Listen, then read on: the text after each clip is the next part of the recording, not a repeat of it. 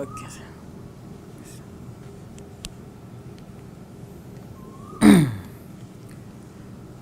Assalamualaikum warahmatullahi wabarakatuh. Innal hamdalillah nahmaduhu wa nasta'inuhu wa nastaghfiruh wa na'udzu billahi min syururi anfusina wa min sayyiati a'malina. May yahdihillahu fala mudhillalah wa may yudlil fala hadiyalah. Asyhadu an la ilaha illallah wahdahu la syarikalah wa asyhadu anna Muhammadan abduhu wa rasuluh. Alhamdulillah, kita panjatkan syukur pada Allah Subhanahu wa taala kita dapat berkumpul pada pagi ini dalam satu sesi yang santai untuk kita berkongsi membincangkan satu tajuk yang berkaitan dengan sebuah hadis qudsi yang sahih, yang kita popular lah, yang terkenal di kalangan masyarakat, yang mana Allah Subhanahu wa taala sebut, ana inda zanni abdi bi, aku berada pada persangkaan hamba-Ku kepadaku. Jadi kita akan lihat pada hari ini apakah faedah yang kita dapat daripada hadis tersebut, apakah maksud kita bersangka baik dengan Allah Subhanahu wa taala, dan bagaimana cara kita nak bersangka baik dengan Allah, dan beberapa kekeliruan. Okey.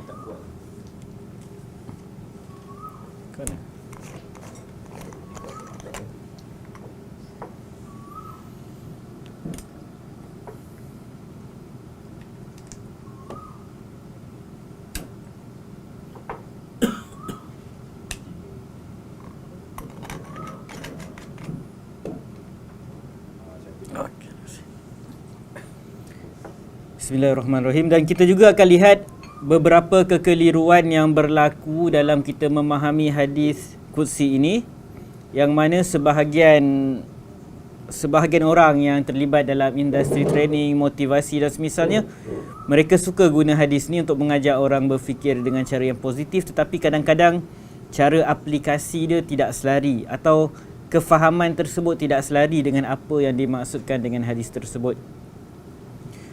Kita lihat hadis ni. Pertama, dalil-dalil yang menyuruh kita bersangka baik dengan Allah Subhanahu wa taala sangat banyak. Antaranya daripada Jabir, dia menyatakan, sami'tu Nabiyya sallallahu alaihi wasallam qabla wafatihi bi thalathin. Jabir radhiyallahu anhu menceritakan bahawa aku pernah mendengar Nabi sallallahu alaihi wasallam bersabda pada 3 hari sebelum kewafatan baginda. La yamutanna ahadukum, janganlah salah seorang daripada kamu mati illa wa huwa yuhsinu billahi zan, kecuali dalam keadaan dia bersangka baik dengan Allah Subhanahu wa taala. Hadis sahih riwayat Imam Muslim. Jadi antara pesanan-pesanan akhir Nabi sallallahu alaihi wasallam ialah menyuruh seseorang itu bersangka baik dengan Allah Subhanahu wa taala. Dan ini pesanan akhir 3 hari sebelum kewafatan Nabi sallallahu alaihi wasallam. Hadis yang seterusnya, an Abi Hurairah radhiyallahu anhu qala Rasulullah sallallahu alaihi wasallam, Nabi sallallahu alaihi wasallam bersabda, innallaha yaqul, sesungguhnya Allah berkata. Jadi ini adalah hadis qudsi. Ana inda zanni abdi bi, aku berada pada persangkaan hamba-Ku terhadap diriku. Wa ana ma'ahu idza da'ani, dan kata Allah Subhanahu wa taala, aku bersama dengannya apabila dia berdoa kepadaku. Hadis sahih riwayat Imam Muslim. Jadi ini adalah hadis yang fokus kita dalam kuliah kita pada hari ini, yang mana Allah menyatakan aku berada pada persangkaan hamba-Ku kepadaku. Dan hadis yang ketiga juga membawa maksud yang sama, yang mana hadis qudsi juga, yang mana Allah Subhanahu wa taala menyatakan perkara yang sama. Daripada Hayyan Abu Nadar, dia menyatakan, dakhaltu ma'a Wasilah bin al-Asqa ala Abil Aswad al-Jurashi. Dia kata, aku pernah bersama dengan Wasilah bin al-Asqa untuk menemui Abul Aswad al-Jurashi, yang mana dia dalam keadaan sakit. Abul Aswad ni sakit, allazi mata fihi, dan lepas tu dia meninggal dunia. Fasallama alaih wa jalasa, lalu Wasilah datang jumpa Abul Aswad, dia bagi salam dan duduk dekat Abul Aswad. Itulah ziarah dia maksudnya. Fa akhadha Abul Aswad yamina Wasilah. Lalu Abul Aswad dia mengambil tangan, dia memegang tangan Wasilah ini, yang kawan dia yang ziarah tadi. Famasaha biha ala ainaihi wa wajhi. Lalu dia ambil tangan Wasilah tadi, disapulah dekat mata dia. Dia ambil tangan kawan ziarah tadi, dia pergi sapu kat muka dia, dekat muka dia. Li bai'atihi biha Rasulullah sallallahu alaihi wasallam. Oh, kena nampak ke? Okey. Okey. Lalu Abul Aswad dia ambil tangan Wasilah, dia ambil tangan Wasilah, dia sapu dekat muka, dekat mata dia, dekat muka dia, sebab dalam riwayat lain disebutkan yang Abul Aswad ni dia buta. Abul Aswad ni buta. Kenapa dia ambil tangan Wasilah ni? Li bai'atihi biha Rasulullah sallallahu alaihi wasallam. Kerana Wasilah dia bai'ah dengan Nabi SAW dengan tangan tersebutlah. Maksud dia tabarruk. Faqala lahu Wasilah. Lalu Wasilah kata dekat Abul Aswad, wahidatun as'aluka anha. Dia tanya dekat Abul Aswad, aku ada satu soalan yang aku nak tanya tentang soalan tersebut. Lalu kata Abul Aswad katanya, wa ma hiya, apa dia soalan kau ni? Lalu Wasilah pun tanya dekat Abul Aswad, kaifa zannuka bi rabbik? Macam mana sekarang kau punya persangkaan terhadap Tuhan kau? Saat dia dalam keadaan sakit tu. Jadi Wasilah tanya dekat Abul Aswad. Faqala Abul Aswad, lalu Abul Aswad berkata, wa asyara bi ra'si. Dia bagi isyarat dengan kepala dia. Mungkin dia tak larat nak cakap sangat ke apa. Dia bagi isyarat dengan kepala dia, ai Hasan. Dia bagi isyarat dengan kepala dia, nak menunjukkan isyarat dia bersangka baiklah dengan Allah Subhanahu Wa Taala. Lalu bila Wasilah tadi dengar yang Abul Aswad bagi syarat lah, maksudnya dia fikir yang baik-baik je tentang Allah Subhanahu Wa Taala, Wasilah berkata, abshir. Wasilah ni dia sahabi, dia kata, kalau macam tu dengarlah berita gembira ni. Inni sami'tu Rasulullah sallallahu alaihi wasallam yaqul. Aku pernah dengar Nabi sallallahu alaihi wasallam sebut, qala Allahu azza wa jal. Allah berkata, ana inda zanni abdi bi. Aku berada pada persangkaan hamba-Ku terhadap diriku. Falyazun nabi ma syaa. Maka bersangkalah tentangku apa yang kamu nak. Hadis sahih riwayat Imam Ahmad. Dan ada lagi beberapa riwayat yang hampir sama daripada sahabat-sahabat yang berbeza, yang mana mengandungi maksud yang sama, iaitu Allah kata, aku berada pada persangkaan hamba-Ku terhadap diriku. Jadi di sinilah beberapa dalil yang menyatakan tentang keperluan untuk kita bersangka baik dengan Allah Subhanahu Wa Taala. Zon ni kita sangka. Cuma zon kadang-kadang dalam Al-Quran, dalam hadis Nabi SAW, dia juga membawa maksud yakin. Dia ada beberapa tempat zon ni dia membawa maksud yakin. Jadi berkaitan dengan hadis tadi, ana inda zanni abdi bi wa ana ma'ahu idza zakarani, atau dalam riwayat lain idza da'ani, Allah kata aku berada pada persangkaan hamba-Ku dengan diriku, aku bersama dengannya apabila dia mengingati diriku, atau dalam riwayat lain apabila dia berdoa kepadaku, meminta kepadaku. Jadi daripada hadis inilah sebahagian orang dia salah faham saat disebutkan ana inda zanni abdi bi, aku berada pada persangkaan hamba-Ku terhadap diriku. Maka timbul satu idea di kalangan sebahagian orang masyarakat, yang mana dia kata semua yang kita fikir, semua yang kita cakap itu adalah doa.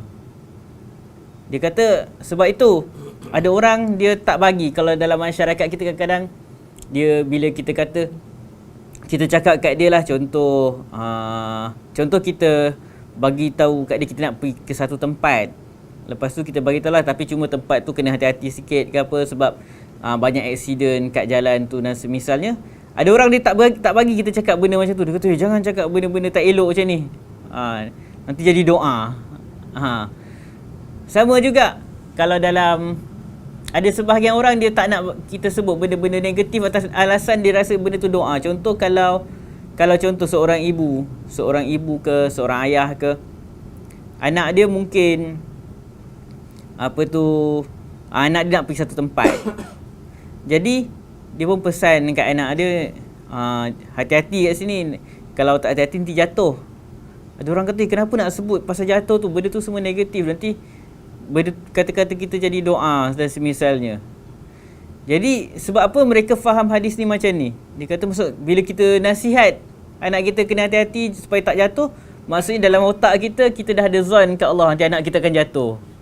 Contoh kalau anak kita sakit, kita risau anak kita tak sembuh ke, sakit tenat dan semisalnya.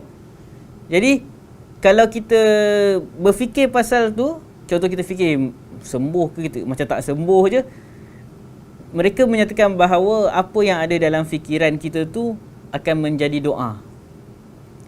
Tapi kalau kita lihat dalam konteks hadis ni yang penuh, dia bukan macam tu. Allah kata, ana inda zanni abdi bi. Aku berada pada persangkaan hamba-Ku dengan diriku. Wa ana ma'ahu idza zakarani. Aku bersama dengannya bila dia mengingatiku. Dalam riwayat lain, dan aku bersama dengannya apabila dia berdoa kepadaku. Jadi semata-mata zon tu, fikir tu, atau apa yang ada dalam fikiran kita tu, itu tak jadi doa. Sebab lepas Allah cerita tentang persangkaan manusia pada diri dia, Allah sebut, aku bersama dengan dia apabila dia ingat padaku. Dan riwayat lain, apabila dia berdoa kepadaku. Maksud doa tu lain. Doa tu amalan. Zon tu apa yang ada dalam fikiran kita. Lepas tu kata Allah Subhanahu Wa Taala, fa in zakarani fi nafsi zakartuhu fi nafsi.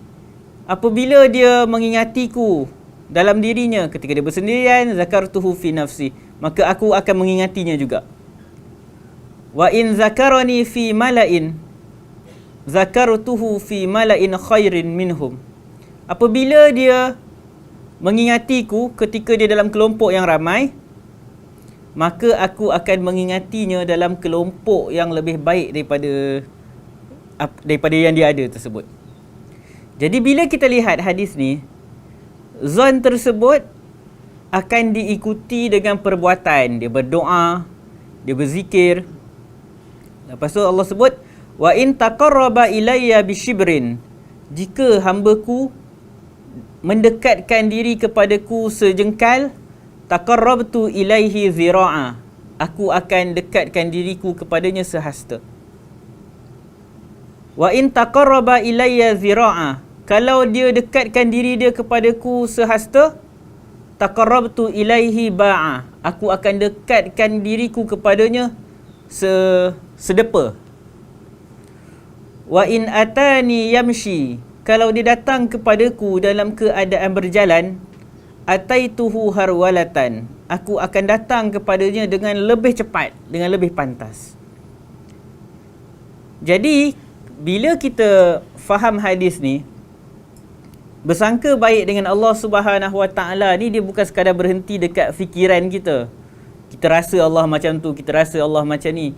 Tetapi, bersangka baik yang betul ialah dia akan membawa kepada kita beramal. Tu yang Allah sebut, dia mengingat aku bersama dengannya bila dia berdoa, apabila dia mengingatiku.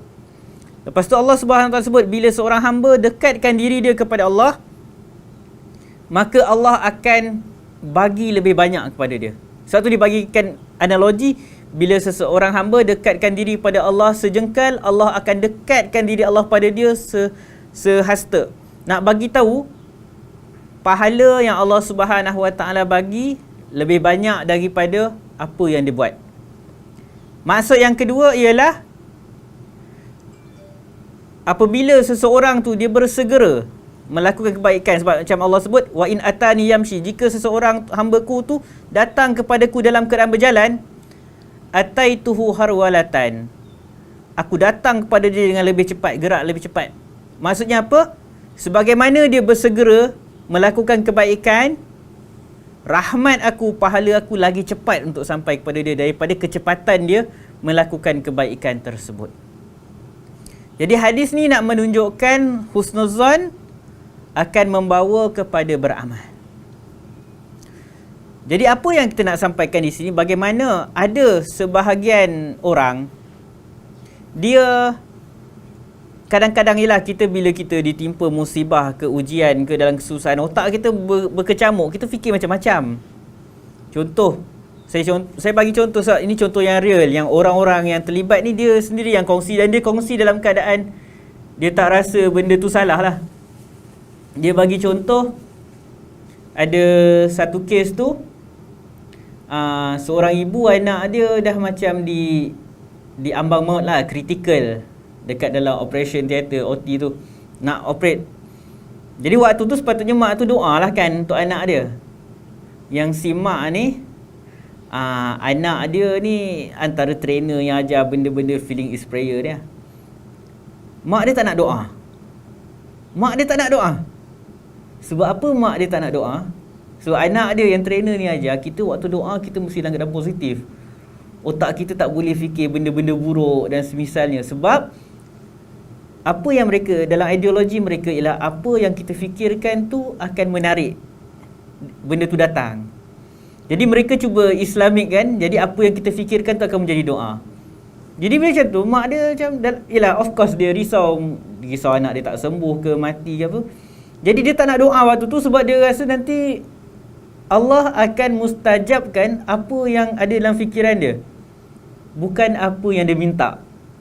Itu yang masalah dengan ideologi ni, kefahaman ni. Mereka berkata mereka nak ajak manusia bersangka baik dengan Allah Subhanahu Wa Taala. Tapi daripada satu sudut sebenarnya mereka ajar manusia sangka buruk dengan Allah Subhanahu Wa Taala.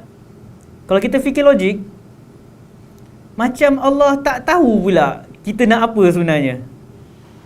Kita sebut A, kita memang nak A, kita sebut A, kita nak anak kita sihat misalnya. Tapi dalam otak kita risau takut anak kita tak sihat. Jadi ikut fahaman ni mereka kata yang Allah akan kira sebagai doa tu ialah apa yang ada dalam fikiran kita tu. Sebab dia kata itu persangkaan kita kepada Allah Subhanahu Wa Taala. Jadi itu kefahaman yang sangat salah lah. Sangat salah. Tak kena dengan apa yang dimaksudkan dengan hadis ni. Bahkan sebenarnya bila seseorang dia dalam keadaan berkecamuk tu, bila dia doa dekat Allah Subhanahu Wa Taala, menunjukkan dia sangka baik dekat Allah. Sebab bila dia, kalau dia sangka buruk dengan Allah, buat apa dia doa? Sebab hadis ni sebut, aku berada pada persangkaan hamba-Ku dengan diriku.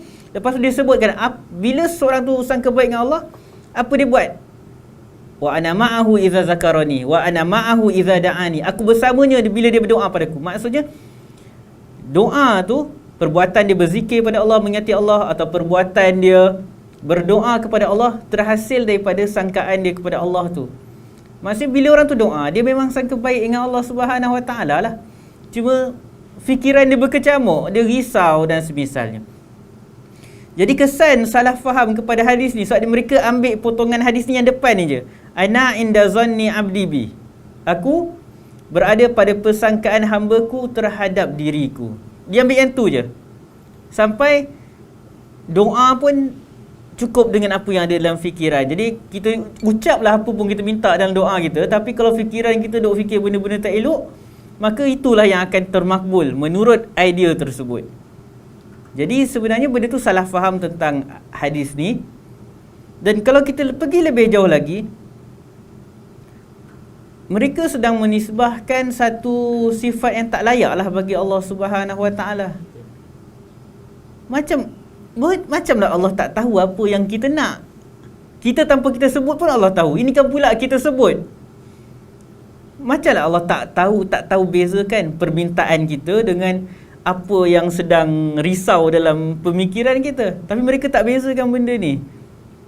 Jadi menyebabkan hadis yang sepatutnya mengajak manusia sangka baik dengan Allah Subhanahu Wa Taala bertukar jadi hadis yang menakutkan pula orang untuk berdoa. Orang takut nak berdoa sebab takut nanti apa yang ada dalam fikiran dia yang akan dimakbulkan oleh Allah Subhanahu Wa Taala. Kata Dr. Mustafa Al-Bura ketika dia bagi komentar terhadap hadis dalam Sahih Al-Bukhari, maksud ana inda zanni abdi bi, maksudnya Allah Subhanahu Wa Taala akan memberikan balasan kepada seseorang bergantung kepada sejauh mana persangkaan dia kepada Allah Subhanahu Wa Taala. Jika seseorang itu dia mengharapkan rahmatku dan dia merasakan, dia berkeyakinan bahawa aku akan mengampuni dosa dia, memaafkan dia, maka aku akan mengampuni dosa dia. Sebab bila seseorang dia berkeyakinan Allah Subhanahu Wa Taala akan memaafkan dia, mengampunkan dia, apa hasil dia? Dia akan bertaubat kepada Allah Subhanahu Wa Taala. Kita tak boleh cakap kalau ada orang dia taubat, dia istighfar, tiba-tiba dia cakap kat kita, aku rasa, aku risaulah Allah tak ampuni aku. Kita tak boleh cakap kat dia, kalau macam ni persangkaan kau kat Allah, Allah takkan ampuni kau. Habislah macam tu. Dia istighfar, dia taubat betul-betul, cuma dia kata, aku risau Allah tak ampuni aku. Kita pergi cakap kat dia, macam tu memang Allah tak ampuni kau. Jadi kita dah ubah hadis ni jadi terbalik habis daripada maksud dia yang asal. Lalu kata Dr. Mustafa Al-Bugha, zalika li'annahu, ini kerana tidak ada sesiapa yang berharap kepada Allah Subhanahu Wa Taala melainkan orang yang beriman. Kerana orang yang beriman tahu dialah Allah yang akan bagi balasan, membalas segala perbuatan manusia.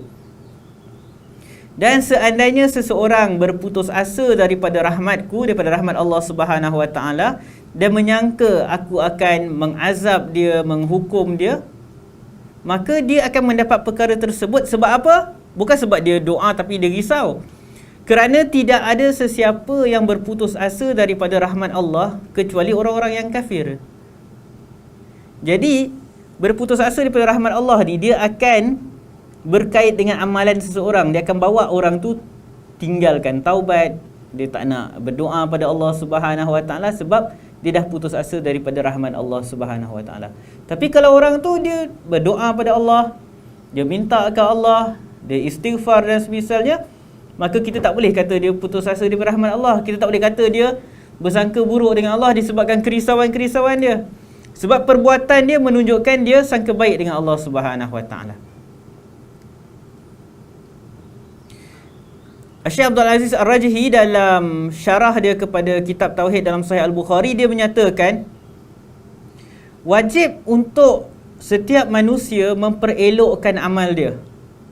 Kerana apabila eloknya amal seseorang, maka akan eloklah persangkaan dia kepada Allah Subhanahu Wa Taala. Dan sesiapa yang buruk amalnya, maka akan buruk persangkaan dia kepada Allah Subhanahu Wa Taala. Maka orang mukmin dia akan memperelokkan amal dia. Jadi sebab itu orang yang bersangka baik dengan Allah ialah orang yang beriman, sebab dia akan memperelokkan amal dia dan amal tu akan membawa dia kepada bersangka baik dengan Allah Subhanahu Wa Taala. Sebaliknya, sesiapa yang buruk amal, maka buruklah sangkaan dia kepada Allah Subhanahu Wa Taala. Jadi sangkaan baik, bersangka baik kepada Allah Subhanahu Wa Taala ni, dia berkaitan dengan amalan kita. Memang sangka baik itu amalan hati, tetapi dia akan terzahir dengan perbuatan kita. Keyakinan kita Allah akan ampuni kita, keyakinan kita Allah akan terima doa kita.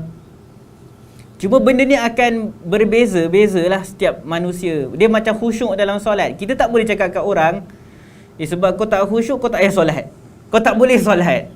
Sama juga kalau orang yang dia berdoa tapi kadang-kadang dia ada ragu-ragu. Memang antara syarat mustajab doa, insya-Allah kita akan sebut, ialah kita doa dalam keadaan yakin dimustajabkan. Tapi kita tak boleh cakap ke orang yang dia dalam keadaan ragu-ragu, kau tak boleh doa. Tak boleh macam tu. Sebab perasaan yakin tu macam khusyuk, dia hadir dalam proses yang lama. Bukannya sekali doa dia akan terus dapat perasaan yakin tu. Jadi bila sampai contoh yang kita sebutkan tadi, ada orang dia takut nak berdoa sebab dia rasa nanti Allah makbulkan apa yang kerisauan dia, maka itu menunjukkan kefahaman yang terlalu salah. Bahkan itulah sangka buruk dengan Allah Subhanahu Wa Taala. Itulah sangka buruk. Bila mereka sangka Allah akan terima apa yang mereka fikir, bukan apa yang mereka minta. Dan bersangka baik kepada Allah Subhanahu Wa Taala tidak menafikan kerisauan dan takut. Sebab tu kadang-kadang kita tengok ada sebahagian orang, sebab tu dalam orang-orang psikologi pun mereka ada sebut benda ni sebagai toxic positivity. Positif yang toksik. Positif ni baik, tapi bila dia berlebihan, dia akan jadi macam toksik, merosakkan. Benda-benda yang baik bila berlebihan pun dia boleh jadi toksik, jadi racun yang merosakkan. Yang mana mereka cuba menafikan perasaan-perasaan macam risau, takut. Kalau orang dia rasa risau, mereka menyatakan bahawa benda ni akan menarik negatif-negatif lain datang. Sebab konsep mereka yang percaya pada feeling is prayer dan semisalnya, law of attraction ni, mereka memang berkeyakinan universe ataupun alam semesta ni dia bertindak balas dengan apa yang kita fikirkan. Dia percaya macam ni, bila kita berfikir sesuatu, kita akan hasilkan wave atau gelombang ataupun frekuensi, satu frekuensi yang tertentu. Dan dia kata dia macam radio, yang mana radio dia ataupun macam kita wireless ke apa, dia kena frekuensi yang sama. Bila kita hasilkan frekuensi yang negatif, maka yang akan tangkap kita akan dapat tarik dari luar tu frekuensi yang negatif jugalah, sebab yang sama. Jadi bila mereka percaya macam tu, maka mereka percaya bila kita fikir, kita risau, kita sedih dan semisalnya, maka benda-benda negatif ni akan datang. Sama juga bila kita cakap satu contoh. Sebab tu mereka tak bagi kalau kita kata, orang tanya tu, jom beli barang ni. Kita kata, aku tak ada duit lah. Dia kata, tak boleh cakap tak ada duit. Tak boleh cakap tak ada duit. Sebab nanti dia kata seolah-olah kita sedang menghasil. Kalau dia Islamik kan, dia kata ni doa lah, tak ada duit. Nanti Allah makbulkan tak ada duit. Kan pelik macam tu. Kalau kita terima idea ni, susah hidup kita. Cakap apa benda semua jadi doa. Cakap apa benda semua jadi kita minta ke Allah pula. Benda tu tak masuk akal. Sebenarnya dari segi rasional pun benda tu tak masuk akal. Dan dari sudut psikologis pun, bila saya bincang dengan kawan-kawan psikologi, dia kata benda ni tak ada kaitan langsung dengan psikologis. Mana ada psikologis cakap macam tu. Memang kita digalakkan cakap benda-benda baik, tapi bukannya maksudnya cakap sikit macam tu terus kita akan jadi macam yang kita cakap tu. Bukan macam tu. Jadi mereka tolak perasaan risau, takut, sedih dan semisalnya, sebab mereka percaya benda tu akan menarik perkara-perkara tu datang. Anak kita sakit, kita risau penyakit dia tak sembuh, maka maksudnya kita akan tarik tak sembuh tu datang ke anak kita. Itu yang mereka fikir. Dan mereka guna ni lah, ana inda zanni abdi bi. Cara mereka faham.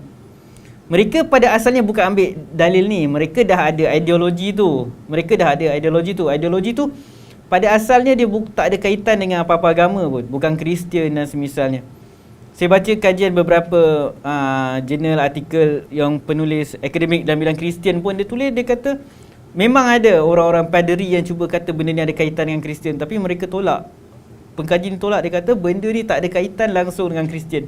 Yang uniknya, alasan yang dikemukakan oleh pengkaji Kristian untuk tolak kata ajaran ni tak ada kaitan dengan Kristian ialah, kalau betul apa yang dia kata tu, masuk orang Islam pun kena tolak ajaran tu. Sebab kenapa dia tolak? Sebab dia kata kepercayaan law of attraction ni menyatakan bahawa universe akan bertindak balas, akan bagi apa yang kita nak. Jadi dia guna dalam istilah, kalau dalam istilah kita syirik dia kata. Tapi dia lah orang Kristian kata Godfather yang bagi, bukan universe. Tapi maksud bagi kita Allah yang bagi. Jadi maksudnya kalau hasil kesimpulan pengkaji Kristian tu macam tu, sebenarnya orang Islam pun ketolak idea ni. Sebab alasan orang Kristian tu tolak sama macam benda yang kita tak boleh terima juga. Jadi macam mana ajaran luar dibawa masuk dan cuba diislamisasikan. Sebab tu dalam buku-buku yang ada pengkaji dari negara Arab, saya tak ingat nama dia, antara buku yang popular The Secret, dia bawa fahaman law of attraction ni. Tapi bila diterjemahkan buku tu kepada bahasa Arab, ada bahagian buku tu dihilangkan. Yang ada dalam buku bahasa Inggeris, tak ada dalam buku bahasa Arab tersebut. Apa bahagian yang dihilangkan tu? Saya baca buku tu yang dalam bahasa Inggeris. Dalam buku tu secara jelas menyatakan bahawa sesiapa yang dapat menguasai fikiran mereka, mereka akan menjadi Tuhan kepada diri mereka sendiri. Mereka jadi Tuhan kepada diri mereka sendiri. Clear dia sebut benda tu. Jadi tak hairan lah orang yang terjemah buku tu dalam bahasa Arab, dia buang page tu. Sebab kalau orang terbaca je page tu, memang habis, buku tu orang tolak terus. Tapi bila mereka buang, orang akan rasa buku tu macam buku psikologi biasalah, menyuruh kita berfikir positif. Tu datang pula trainer, motivator Muslim, kata selari dengan hadis ni, ana inda zanni abdi bi. Orang kita pun yang tak faham tentang apa ni hadis ni pun rasa betul juga kan macam tu. Jadi benda ni, ada orang kata kita kena boleh islamisasikan, tapi setakat wallahu alam saya baca, saya kata makin kita cuba Islamkan benda ni makin rosak. Lagi elok orang tahu benda ni memang asal daripada bukan Islam, tak ada kaitan. Kalau kita rasa ada unsur positif nak ambil pun, kita kena sedar dia datang daripada benda yang memang luar, yang dia berkaitan kepercayaan. Dia bukan berkaitan orang tu buat eksperimen ke dan semisalnya. Dia memang berkaitan kepercayaan. Dia percaya bahawa universe bertindak balas dengan apa yang kita cakap dan semisalnya. Jadi kita nak lihat satu hadis yang menunjukkan bahawa bersangka baik ni dia tak menafikan perasaan risau dan takut. Daripada Anas bin Malik radhiyallahu anhu bahawa Nabi sallallahu alaihi wasallam dakhala ala syabbin wa huwa fil maut. Nabi SAW masuk menziarahi seorang anak muda yang dia tengah nazak lah nak meninggal dunia. Faqala kaifa tajiduk? Nabi SAW tanya, kaifa tajiduk? Bagaimana keadaan kau sekarang? Apa yang kau nampak sekarang, yang kau rasa sekarang? Lalu budak muda yang tengah macam nazak sakit nak mati tu, dia kata, wallah ya Rasulullah, demi Allah wahai Rasulullah, inni arjullah, sesungguhnya aku berharap kepada Allah Subhanahu wa taala. Wa inni akhafu dhunubi, dan aku takut dosa-dosa yang pernah aku buat. Jadi dia nak dekat mati ni berkumpul pada dia dua perasaan. Dia harap rahmat Allah tapi dia takut juga. Kalau kita terima idea law of attraction tu, kalau seorang dia takut, contoh orang yang banyak buat dosa, dia takut, macam mana aku nak mati ni, aku banyak dosa nanti takut masuk neraka. Kau ikut fahaman dia orang, kita takut neraka datang kat kita. Sebab kita dapat apa yang kita risau kan. Jadi benda tu memang pelik lah, tapi na'udzubillah min zalik, orang terima benda tu. Faqala Rasulullah sallallahu alaihi wasallam, lalu Nabi sallallahu alaihi wasallam bila anak muda ni kata aku harap rahmat Allah tapi lama-lama aku takut juga dengan dosa-dosa yang aku dah buat. Lalu kata Nabi SAW, la yajtami'an, tidaklah berkumpul dua perasaan ni, fi qalbi abdin, dalam hati seorang hamba, fi misli hadzal mautin, dalam keadaan dia macam ni, dia tengah nazak macam ni, illa a'tahu Allah, melainkan Allah akan bagi kepada dia ma yarju, Allah akan bagi kepada dia apa yang dia nak, apa yang dia harap-harapkan. Wa amanahu mimma yakhafu, dan Allah akan mengamankan dia, menyelamatkan dia daripada apa yang dia takut. Jadi Islam dia agama yang seimbang sebenarnya. Macam tadi, fahaman tadi dia bawa toxic positivity, maksudnya tak boleh fikir benda, tak boleh risau, tak boleh takut, tak boleh sedih. Tapi Islam agama yang seimbang. Kita mengharap rahmat Allah Subhanahu Wa Taala, dalam masa sama kita ada rasa takut. Sebab tu bila orang-orang yang bawa fahaman ni, yang train Muslim ni, bila dia kata kita akan dapat apa yang kita risau, kita takut, jadi kita argue dia terus. Okey, kalau macam tu, kalau seorang tu dia buat dosa, dia takut dosa dia takut masuk neraka, dia akan masuk neraka. Terus dia stuck. Trainer tu dia akan pusing-pusing ke sana ke sini, sebab dia tak dapat nak jawab. Sebab dia kata kita akan dapat apa yang kita risau, kita takut. Kita kata dia sendiri pun dah ragu dah, tapi still nak defend idea yang dia bawa. So dia, of course dia pun terfikir, betul juga kan, takkanlah kita risau masuk neraka maka kita masuk neraka. Jadi sebab tu kalau kita nampak kesan daripada fahaman ni, kalau dululah ada satu video tu, ada seorang perempuan tu dia ajar bercakap-cakap dengan duit. Bercakap-cakap dengan duit. Sebab tu ada dalam masyarakat kita juga ada petua-petua kata wallet ni jangan biar kosong. Duit dompet ni jangan biar kosong. Baguslah ada duit, senang. Kang duit tak ada macam mana, kang emergency. Yang tu tak apa. Tapi dia kata dompet ni jangan biar kosong, sebab jangan biar terputus rezeki. Sebab dia kata bila ada bila ada duit dalam tu, dia punya fahaman ni semua benda akan menghasilkan wave atau frekuensi sendiri. Jadi bila ada duit dalam wallet kita tu, dia akan menghasilkan frekuensi untuk tarik kawan-kawan dia datang. Itu yang dalam video tu ada seorang perempuan muslimah tu sebut. Dia kata kita kena simpan duit dalam wallet kita ni, sebab nanti duit ni akan panggil kawan-kawan dia datang. Na'udzubillah min zalik. Kita kata gila betul. Dia semua sebab berdasarkan fahaman ni lah. Dia percaya setiap benda ada energi. Dia percaya semua benda ada energi, semua benda akan hasilkan wave, akan hasilkan frekuensi dan akan menarik benda yang sama datang. Dia semua asal dia benda tu. Jadi disebabkan tu, maka itu yang kata dalam wallet kena ada simpan duit dan semisalnya, bercakap-cakap dengan duit. Sebab tu juga ada yang ajar, ada seorang trainer Muslim, na'udzubillah min zalik, dia motivator lah, saya baca buku dia. Dia sebut secara jelas, dia kata kita kena selalu bercakap-cakap. Bila kita tanam pokok misalnya, biasalah kita bercakap dengan pokok sampai tu tak ada apa-apa, kita tak ada percaya apa-apa. Tapi dia suruh kita kena sentiasa selalu bercakap-cakap dengan pokok yang kita tanam. Contoh kita tanam pokok durian, musang king kan, kita kena cakap kat dia, nanti lagi 10 tahun kau akan berbuah berlebat, bla bla bla bla bla, semua. Sebab dia kata bila kita cakap tu, kita akan menghasilkan frekuensi positif dan pokok ni faham apa yang kita cakap dan semisalnya. Dia semua benda ni datang daripada idea ni. Dia kata kalau kita tak boleh lah cakap kat dia, kau ni aku dah tanam lama tak berbuah-buah apa, nanti dia akan tak berbuah. Benda ni kau tahu dalam masyarakat kita ada benda ni. Sikit-sikit kan, ada kan, orang tua-tua pun ada benda-benda ni. Mungkin orang-orang tua dulu dia cakap benda tu, dia tak ada apa-apa pun. Dia just lah, orang tua kadang-kadang dia berlapik-lapik dia banyak kan. Tapi sampai kat orang kita, dia kata, weh betul lah yang untuk nenek kita dulu cakap, kalau sampai pokok, tanam pokok tu bercakap-cakap. Sebab nanti kalau kita bercakap dengan pokok, nanti pokok ni akan subur dan semisalnya. Orang dulu mungkin dia tak fikir apa benda tu. Dia just biasa-biasa cakap dengan pokok sambil labur dia sambil menanam pokok, bercakap dengan pokok. Tapi sampai kepada orang-orang yang hadir program motivasi ni, dia ubah jadi lain. Sebab dia kata semua benda ni makhluk. Dia cuba Islamik lah, semua benda ni makhluk dan dia faham apa yang kita cakap. Auzubillah min zalik. Jadi itu kesan buruk dia, kesan buruk fahaman ni.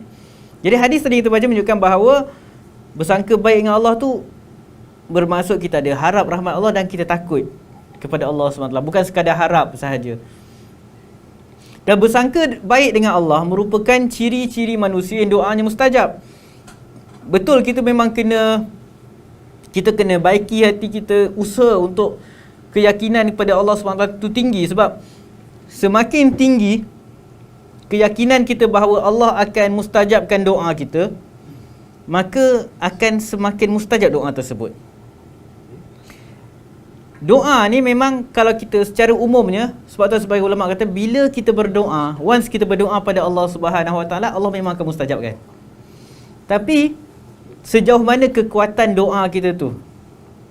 Sebab tu Al-Imam Ibn Qayyim rahimahullah, dia bagi analogi doa ni macam pedang yang tajam.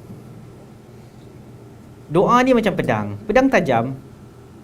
Kita bagi kat orang, seorang ni dia memang pakar main pedang, tak boleh kita tak ada pedang susah faham. Kita bagi satu kapak yang memang tajam, berkualiti.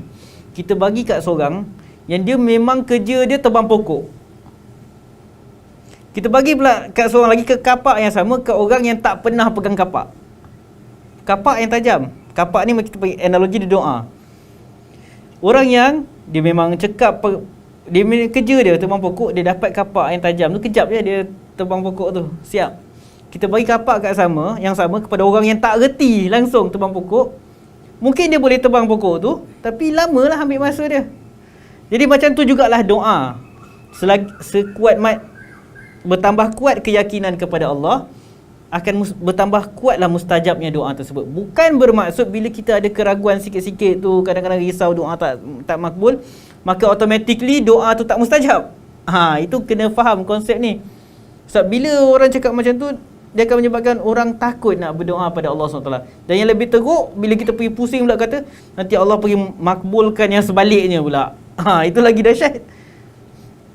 Abu Hurairah radhiyallahu anhu meriwayatkan Nabi SAW bersabda, yustajabu li ahadikum ma lam ya'jal. Akan dijawab, dimustajabkan doa seseorang daripada kamu selagi mana dia tak tergesa-gesa. Apa maksud seseorang tu tergesa-gesa dalam berdoa? Kata Nabi SAW, orang tu sebut apa? Da'autu, aku dah doa, falam yustajabli, tetapi tak dimakbulkan pun. Hadis sahih Imam Al-Bukhari. Jadi kita kena berhati-hati dengan perkataan kita. Walaupun dalam huraian ulama menunjukkan bahawa orang ni lepas doa dia kata macam tu dan dia tinggalkan doa terus. Cuma perkataan kita tu, kita kata aku dah penat doa, banyak kali doa tak dapat pun. Kita takut perkataan kita tu akan menjadi hijab untuk menghalang doa kita daripada mustajab. Jadi bukan semua doa mustajab. Kita jangan jadi macam kelompok yang law of attraction ni. Dia cuba islamisasikan ajaran dia dengan kaitkan doa. Lalu sebab tu ada sebahagian mereka menyatakan bahawa tidak ada doa yang tak mustajab. Semua doa mustajab. Dia cakap yang tu, selamat dia cakap. Mereka menggunakan ayat Quran. Ayat Quran yang secara umum suruh berdoa kepada Allah Subhanahu Wa Taala. Tapi mereka tinggalkan banyak hadis-hadis lain yang menyatakan ada doa-doa yang tak mustajab. Dan mereka tak berhenti kat situ. Mereka kata tidak ada doa yang tak mustajab. Cuma yang membezakannya apa yang Allah mustajabkan tu yang positif ke negatif. Dia buat macam tu. Sebab mereka percaya bila kita doa tu kita hasilkan frekuensi dan semisalnya, maka kita mesti dapat apa yang kita nak. Tapi apa yang kita dapat tu lah depend on wave atau frekuensi yang kita hasilkan tersebut. Jadi mereka kata doa-doa yang negatif pun akan mustajab. Betul ke doa-doa yang buruk ni Allah akan mustajabkan? Benda tu dah clear and cut. Kita akan lihat nanti ada hadis-hadis yang kata tidak akan berlaku benda tu. Doa-doa yang negatif Allah tak akan mustajabkan. Jadi berkeyakinan doa akan mustajab merupakan antara tips untuk mustajabnya doa. Dalam hadis lain daripada Abu Hurairah, Nabi SAW sebut, la yaqulanna ahadukum, janganlah seorang sebut waktu doa Allahumma ghfirli in syi'ta. Janganlah seorang sebut ya Allah ampuni aku kalau kau nak. Kita hanya minta ya Allah ampuni aku. Jangan sebut kalau kau nak ampun. Tak. Sebab kita ketika doa kita memang kena minta dalam keadaan kita berkeyakinan. Kalau ada ragu-ragu sikit dalam hati pun kena minta dalam keadaan berkeyakinan juga. Kalau kita ada ragu, lepas kita pergi ucap pun dengan kalimah yang ragu-ragu, memang tak hilang lah kita punya keraguan tersebut. Jadi timbul persoalan, macam mana kita nak sangka baik dengan Allah Subhanahu Wa Taala? Kita dah tahu bahawa bersangka baik ni kewajipan seorang mukmin dan dia penting. Sebab bila manusia bersangka baik barulah dia nak berdoa, bila manusia bersangka baik barulah dia nak taubat. Jadi Syekh Sulaiman bin Abdullah bin Muhammad bin Abdul Wahab, dia cucu kepada Muhammad bin Abdul Wahab, dia sebut dalam Taisirul Aziz syarah kitab Tauhid, dia kata Muhammad bin Abdul Wahab ada bawakan bab bersangka baik dengan Allah Subhanahu Wa Taala dalam kitab Tauhid dia. Jadi dia kata kenapa pengarang kitab ni bawa bab ni dalam kitab Tauhid? Kitab Tauhid ni bab akidah. Kenapa tiba dia bawa bersangka baik dengan Allah Subhanahu Wa Taala? Kerana dia kata kerana pengarang nak mengingatkan tentang kewajipan bersangka baik dengan Allah Subhanahu Wa Taala, li'anna zalika min wajibati tauhid. Kerana itu merupakan sebahagian kewajipan kita dalam mentauhidkan Allah. Bila kita kata la ilaha illallah, antara perkaranya ialah kita bersangka baik dengan Allah Subhanahu Wa Taala. Apabila kita kata kita beriman dengan nama-nama dan sifat-sifat Allah yang mulia, maka bukti dia ialah kita sangka baik dengan Allah Subhanahu Wa Taala. Sebab apa Syekh Sulaiman kata? Ini kerana Allah Subhanahu Wa Taala mencela sesiapa yang bersangka buruk dengannya. Sebab apakah perkara yang menyebabkan seseorang itu bersangka baik dengan Allah? Ialah kerana yang menyebabkan seseorang bersangka baik dengan Allah ialah kerana dia mempunyai ilmu, mengetahui tentang rahmat Allah, tentang kemuliaannya, tentang keihsan Allah, tentang perbuatan Allah Subhanahu Wa Taala. Apabila ilmu berkaitan hal ini menjadi sempurna, maka akan terhasillah perasaan sangka baik pada Allah. Maksudnya dia nak kata kat sini, perkara penting macam mana kita nak hasilkan sangka baik kepada Allah Subhanahu Wa Taala. Perkara paling penting ialah kita kenal Allah. Macam mana nak kenal Allah? Kita kena belajar tentang sifat-sifat Allah, nama-nama Allah. Yang kita belajar al-asma al-husna. Sebab semua nama Allah Subhanahu Wa Taala menunjukkan kepada sifat-sifat Allah. Makin kita kenal Allah, makin kita tahu sifat-sifat dia macam mana Allah, maka makin eloklah persangkaan kita kepada Allah, makin kuatlah sangka baik kita kepada Allah. Dan sebaliknya, bila kita tak kenal Allah, kalau kita dapati diri kita ni selalu sangat sangka buruk, kita lepas doa kita rasa macam tak makbul, kita doa semoga Allah mustajabkan, tapi keyakinan kita tu kurang, maka kita kena tengok balik kita punya basic akidah macam mana. Kita kenal tak Allah? Pernah tak kita cuba tadabbur nama-nama Allah untuk kita kenal betul-betul sifat Allah? Allah ni macam mana sebenarnya? Jadi kata Syekh Sulaiman, jadi secara ringkasnya, sesiapa yang hatinya beriman tentang makna-makna nama Allah Subhanahu Wa Taala dan sifat-sifatnya, maka hatinya akan bersangka baik dengan Allah Subhanahu Wa Taala sesuai dengan semua nama dan sifat-sifatnya. Kerana semua sifat Allah Subhanahu Wa Taala menunjukkan kepada Allah ni lah yang berhak untuk diibadati. Allah lah yang berhak untuk kita sangka baik dengan dia. Sebab walillahil asmaul husna, Allah memiliki nama-nama yang indah. Allah memiliki nama-nama yang indah, fad'uhu biha, dan berdoalah dengannya. Jadi cara pertama untuk bersangka baik dengan Allah Subhanahu Wa Taala ialah kita kenal Allah Subhanahu Wa Taala. Cara yang kedua, apa yang boleh menyebabkan kita sangka baik dengan Allah ialah bila kita sendiri faham. Contoh dalam aspek doa, kita sendiri faham apa maksud doa mustajab. Kenapa ada orang dia lepas doa dia cakap aku dah doa banyak kali tapi tak mustajab pun? Sebab dia tak faham doa mustajab tu apa. Yang dia faham doa mustajab ni, dia minta A dia dapat A, dia minta B dia dapat B, dia minta C dia dapat C. Dia faham doa mustajab tu dia dapat apa yang dia nak. Sedangkan hakikatnya bukan macam tu. Doa mustajab bukan macam tu. Sebab kita kena ingat doa ni ialah hubungan permintaan seorang hamba kepada Tuhan dia. Kita misalnya kita dalam kesusahan.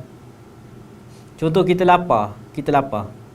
Kita mungkin berkeinginan nak makan sesuatu, tapi kita lapar, tak ada duit. Ada orang bagi makan kat kita, kita minta kat dia makanan, dia bagi makan kat kita. Adakah kita akan komplain ni, kenapa bagi makan ni, kenapa tak bagi makanan tu? Adakah sebab kita tak dapat makanan yang kita hajati, maka dikira orang tu tak bagi pun kita makan? Ya, sama juga. Sebab kita dengan Allah Subhanahu Wa Taala, kita bukan tengah bagi arahan ke Allah. Arahan kena spesifik, tapi minta ke Allah tak perlu spesifik. Sama juga orang kita dalam kesusahan, kita lapar, kita minta orang bagi makan. Perlu ke kita spesifikkan, saya nak makan ni, nak makan tu, nak makan ni, nak makan tu? Sebab kita dalam keadaan kita lapar, kita nak minta bantuan dia, apa perlu kita spesifik? Dan sebab tu, orang yang terpengaruh dengan fahaman law of attraction dan semisalnya, antara yang dia buat, yang sering kalau kita pernah dengar lah, ada sebahagian orang kata, kita ni bila doa ke Allah Subhanahu Wa Taala ni kena spesifik. Kena spesifik. Kita katakan bahawa nak doa spesifik tak apa, tak ada masalah. Tapi menyatakan kena spesifik, itu masalah. Sebab kadang-kadang ada sebahagian buku, saya baca buku, ada buku self-help, buku motivation, dan saya baca, tiba saya nampak dia ada masukkan kesilapan dalam berdoa. Saya pun tahu, saya terus buka chapter tu, ingat nak tengok ada kongsi apa kan. Chapter-chapter awal dia macam okey, tak ada apa-apa. Masuk chapter yang bab doa tu, mula saya ingat dia nak kata apa, buat dosa ke, menyebabkan doa tak mustajab ke, dan semisalnya. Tiba-tiba dalam kesilapan berdoa yang disebutkan ialah apabila doa secara umum dan tidak spesifik. Dia masukkan benda tu dalam kesilapan berdoa. Saya kata, tak pernah ada ulama' yang letak benda tu sebagai kesilapan berdoa. Imam An-Nawawi ke, yang menyusun Al-Azkar, tak sebut pun benda tu. Para ulama' tak sebut pun. Iaitu, kalau kita minta kepada Allah secara umum, maka silap dalam berdoa. Tak pernah dibuat. Sebab benda tu memang Nabi SAW buat doa secara umum. Antara doa yang kerap Nabi SAW buat ialah Rabbana atina fid dunya hasanah. Ya Allah, berikan aku kebaikan dunia. Tak sebut pun apa benda. Hanya sekadar kebaikan dunia. Wa fil akhirati hasanah, dan kebaikan di akhirat. Tak sebut pun nak apa ke akhirat. Hanya sebut bagi aku kebaikan dunia, kebaikan akhirat. Dan itu doa yang terbaik. Itu doa yang terbaik. Sampai Anas bin Malik radhiyallahu anhu, tak salah saya, lepas dia tahu tentang doa ni, setiap kali dia nak minta apa-apa ke Allah, dia dah lepas dia sebut permintaan dia, dia akan baca doa Nabi SAW tu. Doa yang umum. Kenapa orang-orang ni kata bahawa doa kena spesifik? Itu kesan bila mereka bawa masuk fahaman ni. Sebab bila mereka percaya bahawa apa yang kita fikirkan, apa yang kita cakapkan akan menarik, universe akan bagi, mereka percaya bahawa universe ni dalam konteks asal ideologi ni, mereka kata universe ni dia tak tahu membezakan satu perkara dengan perkara yang lain. Jadi kena spesifik. Kita nak apa? Kena sebut spesifik. Sebab tu kadang-kadang benda ni bercelaru. Jadi bercelaru sebab kadang-kadang ada aktiviti-aktiviti lah yang trainer-trainer ni ajar. Dia kata contoh setiap pagi kita kena sebut apa yang kita nak. Orang lain dia ajar benda tu supaya kita tahu kita nak apa. Tak ada masalah lah. Ada sebahagian tu motivator dia kata kita dekat board kita ke kat dalam bilik kita kena tulis apa kita punya dream, impian kita. Tak ada masalah benda tu. Untuk kita fokus. Kita pun kalau dalam kita syarikat ke apa organisasi, kita ada objektif kita, apa long term kita, apa short term goal kita. Tak ada masalah kita spesifikkan benda tu. Sebab itu hanya sebagai untuk kita tahu kita kerja kita mesti nak dapatkan yang tu. Itu fokus kita kat tu. Tak ada masalah. Tapi mereka ni yang bawa fahaman ni, mereka lain. Kenapa kena tulis apa dream kita, goal kita? Kenapa kena sentiasa sebut apa yang kita nak? Supaya universe akan bagi apa yang kita nak tersebut. Sebab bila kita sebut, kita akan hasilkan gelombang tu. Maka universe akan bertindak balas. Dan mereka Islamkan betul, mereka kata apa yang kita tulis tu, kita tulis pasal dream kita, impian kita, maka itu akan menjadi doa kepada Allah Subhanahu Wa Taala. Jadi bila kita kerap tulis, maka keraplah kita doa pada Allah. Nauzubillah min zalik. Cara mereka macam tu. Jadi daripada situlah sampainya kepada idea doa mesti spesifik. Sebab mereka bawa idea tu masuk ke dalam doa. Jadi mereka kata kalau macam tu, maksudnya kita ke doa kena spesifik lah. Kalau kita minta secara umum, jelas pada asalnya benda tu konsep dia universe yang akan balas. Dan universe ni mereka yang percaya kata universe dia tak tahu negatif ke positif. Dia akan bagi je apa yang kita nak tu, yang kita fikirkan, kita hasilkan tu. Jadi mereka kata macam tu doa pun kena spesifik. Dan bila macam tu, sebab tu mereka akan beranggapan doa itu hanya mustajab apabila kita dapat apa yang kita nak. Sebab konsep asal mereka memang macam tu. Konsep yang apa tu universe akan bagi apa yang kita nak fikirkan tu, dia memang akan bagi apa yang kita fikir. Tapi doa dengan Allah Subhanahu Wa Taala, Allah bukan macam tu. Daripada Abu Sa'id Al-Khudri radhiyallahu anhu, dia meriwayatkan Nabi SAW sebut, tidaklah seorang Muslim, ma min muslim yad'u bida'watin, tidaklah seorang Muslim berdoa dengan doa yang laisa fiha ismun, doa tu tak mengandungi dosa, wala qati'atu rahim, dan tidak mengandungi memutuskan silaturahim. Jadi bukan semua doa mustajab. Nabi SAW kata tidaklah seorang Muslim berdoa dengan doa yang dalam isi kandungannya tak ada dosa. Bukan juga minta nak putuskan silaturahim. Illa a'tahu Allahu biha ihdas salas, melainkan pasti Allah akan bagi kepada dia salah satu daripada tiga perkara ni. Maksud syarat nak dapat ni, doa permintaan tu bukan mengandungi dosa. Doa tu juga bukan nak memutuskan silaturahim. Ini sekaligus sebenarnya dah tolak dah fahaman ni. Sebab fahaman ni kata semua doa mustajab. Kita minta negatif dapat negatif, minta positif dapat negatif. Sedangkan hadis ni kata kalau kita minta kat Allah benda yang tak baik, contoh kalau kita marah kat seseorang, ada orang dia marah kat orang lain dan semisalnya, contoh dia kena zalim, dia dizalimi. Memang doa orang yang dizalimi makbul, tapi dia juga tak boleh berlampau-lampau dalam berdoa. Orang tu buat zalim sikit kat dia, dia pergi doa, ya Allah kau hapuskan semua keluarga dia. Tak boleh. Adakah doa tu mustajab? Doa tu tak mustajab. Bahkan orang yang berdoa tu berdosa.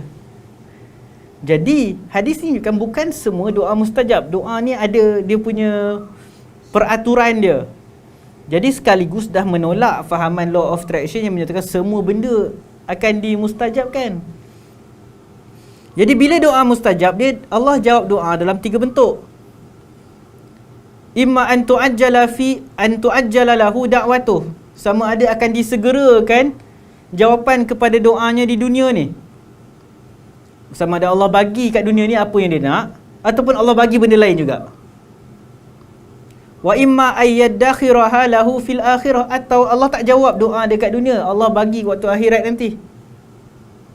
Wa imma ayyasrifa anhu minas su'i mithlaha, atau Allah hilangkan daripada dia bahaya atau keburukan. Misalnya dia minta perkara lain. Dia minta nak jadi kaya ke, dia nak minta anak-anak dia pandai sampai masuk universiti, tapi dia tak dapat benda-benda tu. Tapi Allah bagi apa kat dia? Allah bagi kesihatan kat dia. Dia tak ada sakit-sakit, dia sihat je. Jadi Allah palingkan dia daripada keburukan. Lalu bila Nabi SAW cakap macam ni, para sahabat kata, izan nuksir, jadi macam tu kami banyakkan doa. Lalu kata Nabi SAW, Allahu Aksar, rahmat Allah, ganjaran yang Allah nak bagi kat manusia lagi banyak daripada permintaan yang kamu nak minta. Jadi hadis ni menunjukkan bagaimana, kenapa sebahagian orang disangka buruk dengan Allah, sebab mereka faham mustajab doa tu dapat apa yang dia nak. Jadi bila apa yang dia nak tak dapat, dia pun sangka buruk dengan Allah SWT. Tapi bila kita faham hadis ni, kita akan tahu bahawa bagaimana Allah jawab doa kita, benda tu Allah je yang tahu. Tak dapat apa yang kita nak, tak semestinya doa kita tak mustajab.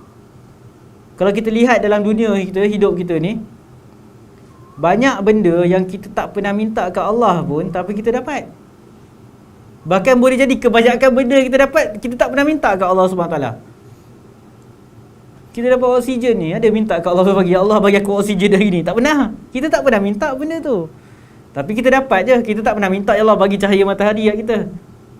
Tapi kita dapat perkara-perkara tersebut. Jadi dengan disebabkan kadang satu dua benda yang kita minta tak dapat macam yang kita nak, terus kita kata Allah tak mustajabkan doa kita. Itu sebenarnya menunjukkan sangka buruk pada Allah SWT. Jadi bila kita faham macam mana Allah mustajabkan doa, maka insya-Allah mudah untuk kita sangka baik pada Allah. Yang ketiga, bagaimana nak bersangka baik dengan Allah Subhanahu Wa Taala, ialah dengan kita faham tentang rahmat Allah Subhanahu Wa Taala. Orang kadang-kadang dia sangka buruk dengan Allah bila dia ditimpa musibah. Benda-benda buruk berlaku, hilang pekerjaan, dia sakit, kehilangan kematian orang yang tersayang. Dia rasa macam, kenapa musibah ni satu persatu menimpa diri dia? Kenapa dia rasa benda tu buruk? Kenapa sampai kadang-kadang dia mempersoalkan takdir Allah? Sebab dia tak nampak hikmah di sebalik perkara tu. Jadi cara untuk hilangkan sangka buruk pada Allah bila kita ditimpa musibah, kita kena prepare diri kita, keyakinan pada diri kita bahawa semua benda yang Allah akan bagi kat kita adalah baik. Sebab tu bila kita nak faham benda ni, kita jangan tunggu sampai kita susah. Dah susah baru kita nak belajar, nak kenal Allah SWT. Jangan. Tak apalah, baguslah. Tapi maksud kita, waktu kita sedang kita belajar supaya bila ditimpa musibah, kita tak kelang kabut waktu tu. Taklah rosak kita punya feeling tu. Nabi SAW dalam hadis sahih riwayat Muslim, Nabi SAW kata, ajaban li amril mu'min, menakjubkan sungguh urusan orang beriman, inna amrahu kullahu khair, sesungguhnya semua urusan dia baik. Walaysa dzaka li ahadin illa lil mu'min, dan perkara ni tak berlaku kecuali kepada orang-orang yang beriman. In asabathu sarra, apabila dia dapat perkara yang menggembirakan, syakara, dia akan bersyukur. Fakana khairallah, maka benda tu baik untuk dia. Wa in asabathu dharra, apabila dia ditimpa perkara yang menyukarkan, sempit, musibah, sabara, maka dia sabar. Fakana khairallah, dan itu juga baik untuk dia. Jadi kita kena banyak baca hadis-hadis macam ni, ayat-ayat Quran macam ni, supaya kita bila kita ditimpa musibah, kita terus teringat. Sebab bila kita dah kerap baca, bila timpa musibah kita ingat, oh ni Nabi SAW pernah sebut macam ni, apa benda yang berlaku kita, kalau selagi kita sabar, kita syukur, maka benda tu baik untuk kita. Nabi SAW sebut, ma yuridillah bihi khaira yusib minhu, sesiapa yang Allah Subhanahu Wa Taala nakkan kebaikan untuk diri dia, Allah akan bagi musibah kat dia. Siapa yang Allah nak kebaikan pada dia, Allah akan bagi musibah kat dia. Sebab apa? Sebab bila musibah tu, dalam hadis lain Nabi SAW sebut, tidaklah ada musibah yang menimpa seorang Muslim, sama ada keletihan, kesakitan, kerisauan, kesedihan, apa-apa yang yang mengganggu dia, hatta syaukah yushakuha, sampailah duri yang terkena pada dia, tercucuk kat dia, illa kaffarallahu biha min khatayahu, melainkan Allah Subhanahu Wa Taala dengan semua perkara ni, benda-benda yang menyakiti dia ni, yang dia tak suka tu, Allah akan jadikan sebagai penghapus dosa-dosa dia. Jadi bila kita dah faham hadis-hadis macam ni, senanglah sikit untuk, bukan kita tak sedih, kita sedih-sedih lah, tapi maksudnya kita taklah sampai kita berputus asa daripada rahmat Allah Subhanahu Wa Taala. Kita tahu bahawa bila ditimpa musibah, Allah bagi pahala. Bila timpa musibah, Allah hapuskan dosa kita. Tapi bila kita tak faham konsep ni, kita akan rasa, sebab tu ada orang yang dia bila ditimpa musibah tu, dia akan keep self blaming, dia salahkan diri dia sendiri, kenapa jadi macam tu, kenapa jadi macam ni, dan sampai satu ke tahap yang paling bahaya bila dia mempersoalkan takdir Allah Subhanahu Wa Taala. Kenapa Allah bagi kat aku macam ni? Kan aku solat, kan aku puasa, aku ikut arahan Allah, kenapa aku masih sakit? Bila sampai ke tahap tu, itu petunjuk berputus asa daripada rahmat Allah, dan berputus asa daripada rahmat Allah adalah dosa yang besar. Dosa yang besar.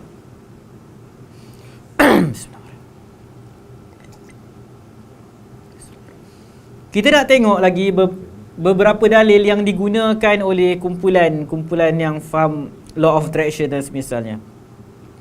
Selain daripada hadis ana inda zanni abdi bi tu, mereka juga menggunakan sebuah hadis yang sahih dari Imam Al-Bukhari. Hadis berkaitan Nabi sallam ziarah seorang yang sakit. Kita baca hadis tu daripada Abdullah bin Abbas radhiyallahu anhuma, dia kata, anna Nabi sallallahu alaihi wasallam dakhala ala a'rabiyyin. Nabi SAW pergi ziarah seorang Arab Badui. Dan kata Ibn Abbas, wa kana Nabi sallallahu alaihi wasallam idza dakhala ala maridin ya'udu. Nabi SAW ni biasanya bila baginda SAW ziarah orang sakit, Nabi SAW akan sebut la ba'sa. La ba'sa tu maksudnya never mind, tak ada apa-apa, okey je. Tahurun insya-Allah. Tahur, suci insya-Allah. Jadi perkataan la ba'sa tahurun insya-Allah ni ulama ada bahas, adakah dia doa ataupun Nabi SAW sedang sebut perkara yang untuk menenangkan hati orang ni. Sebab la ba'sa tu maksudnya tak mengapa. Tahur ni suci insya-Allah. Sebab kalau doa macam kita sebut tadi, kita tak dibenarkan guna perkataan insya-Allah dalam doa kita.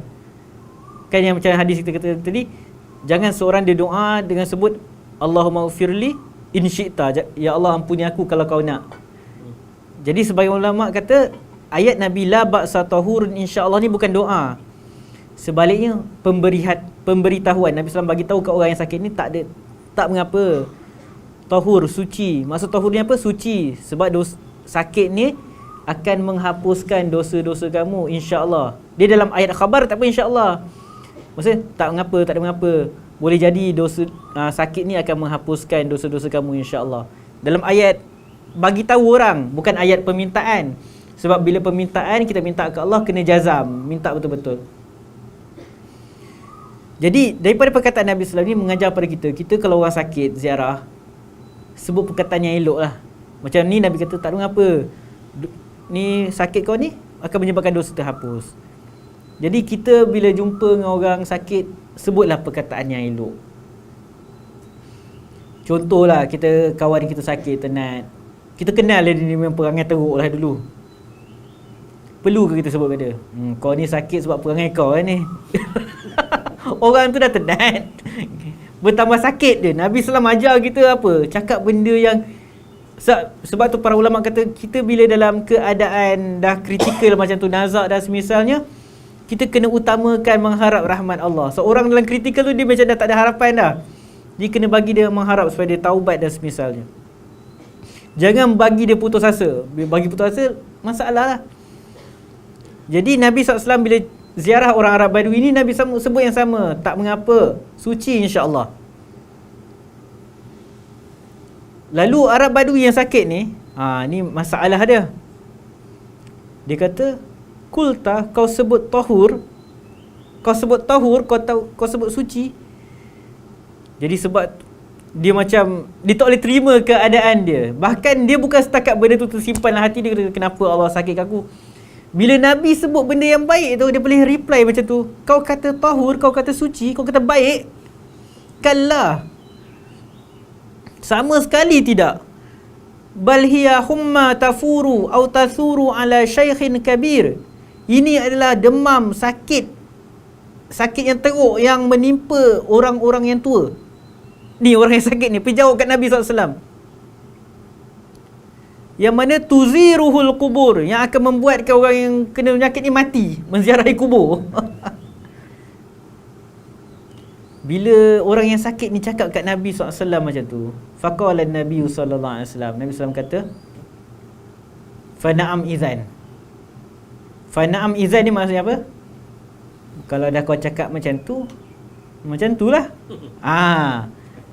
Hujung perkataan Nabi ni, geng-geng ni sebut. Dia kata, ini membuktikan apa yang kita sebut akan jadi doa. Sebab Nabi kata kat orang Arab Badui ni, bila dia kata, ni penyakit yang akan buat mati. Nabi kata, kalau dah kau fikir macam tu, jadi macam tu lah. Dia kata, kan betul, setiap yang kita cakap tu doa. Jadi kita nak tengok apa huraian para ulama tentang benda ni. Kenapa Nabi SAW sebut fana'am izan? Kalau macam tu, betul lah kau akan mati. Pertama, bila Nabi SAW sebut macam tu, adakah Nabi SAW nak kata kau ni akan mati sebab kau cakap macam tu? Ataupun sebab Nabi SAW nak ingkar perbuatan dia? Sebab orang ni, dia bukan lagi dia rasa ragu-ragu dengan Allah Subhanahu Wa Taala. Tapi bahkan sampai ke tahap bila Nabi doakan, cakap benda baik kat dia pun, dia balas macam tu. Dia maksudnya persangkaan buruk dia kat Allah Subhanahu Wa Taala tu memang dah tinggi lah. Sampai macam kita kadang kita ada rasa ragu, tapi bila orang sebut insya-Allah Allah akan ampuni dosa, kita akan rasa okey, tak ada apa-apa. Tapi ni dia balas dekat Nabi SAW. Dia balas macam tu. Jadi maksud dia memang bersangka buruk betul-betul dengan Allah Subhanahu Wa Taala, dan terzahir dengan perkataan dia sendiri. Benda ni bukan sekadar kat fikiran dia risau dia akan mati apa. Dia sampai cakap macam tu dekat Nabi SAW. Jadi sebahagian ulama menyatakan benda ni adalah perkataan Nabi fana'am izan tu adalah sebenarnya Nabi SAW nak tunjuk Nabi marah kat dia dengan perkataan dia. Bukannya Nabi SAW nak bagi tahu kau dah cakap macam tu, kau mati lah. Bukan, nak tunjukkan Nabi SAW marah dengan tindakan dia, yang mana ialah dia betul-betul dah bersangka buruk dengan Allah. Walaupun dah diingatkan tentang rahmat Allah, dia masih sangka buruk. Yang kedua, sebagian ulama menyatakan Nabi SAW sebut macam tu sebab mukjizat Nabi. Sebab Nabi SAW tahu dia memang akan mati, dan memang lepas tu dia mati. Dan riwayat lain sebut. Jadi benda tu adalah daripada mukjizat Nabi SAW. Nabi SAW dah tahu dia akan mati, tapi tengok Nabi SAW walaupun dah dapat mukjizat, tahu dia akan mati, tapi Nabi SAW tetap cakap benda yang baik kat dia. Tapi dah dia kata macam tu, Nabi kata macam tu mati lah betul. Sebab Nabi memang tahu dia akan mati. Nabi dapat wahyu dia akan mati. Jadi kalau betul penafsiran yang kedua, maksud Nabi SAW memang tahu dia akan mati.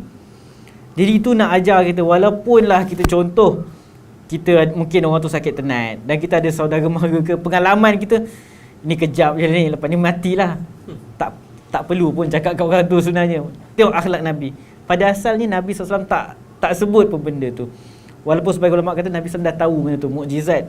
Sebab tu ulama sebut dalam mukjizat atau dalail nubuwah, maksud ada Nabi tahu, Allah bagi tahu dia orang yang akan mati, tapi Nabi still cuba juga motivate dia. Jadi hadis tu dia bukan dalil kepada orang yang nak kata bahawa semua perkataan doa. Sebab lelaki ni ketika dia ucap perkataan tersebut, dia memang dah berputus asa daripada rahmat Allah. Bukti dia jelas, sebab dia pergi balas perkataan ni. Bayangkan Nabi SAW cakap kat kita macam tu elok-elok, kita pergi balas macam tu. Jadi perkataan Nabi tu boleh tafsirkan sebagai dia ingkar perbuatan lelaki tersebut. Tak sepatutnya dia cakap macam tu. Jadi perbuatan lelaki Badui tadi tu orang kata ghayatul jahal. Maksudnya tu dah maksimum teruk sangat lah. Maksimum teruk, yang membuktikan dia memang tak bersangka baik dengan Allah Subhanahu Wa Taala. Nabi SAW sebut macam tu untuk bagi tahu dia kau kena sabar. Tapi kadang-kadang lah bila orang tu membalas yang keras, jadi kita kena guna perkataan yang keras. Kau dah cakap macam tu, kau jadi macam tu betul-betul nanti. Nak bagi tahu dia kau tak boleh macam ni, tak boleh macam ni perbuatan kau. Jadi tak benarlah untuk kata bahawa semua benda macam tu orang kata, kalau macam ni aku akan mati, dia akan mati. Bukan macam tu. Dan macam yang kita sebut tadi, ada sebahagian orang dia kata, kalau kita doa dalam keadaan takut, gelisah dan risau, maka Allah akan makbulkan doa kita, kerisauan kita tu. Sebab tu antara praktis mereka bila ada hajat satu perkara, mereka tak doa on the spot waktu tu. Diorang akan buat perkara-perkara yang menggembirakan dulu, bagi happy-happy, baru doa kat Allah Subhanahu Wa Taala. Kita ambil satu ayat. Ayat ni berkaitan orang musyrikin.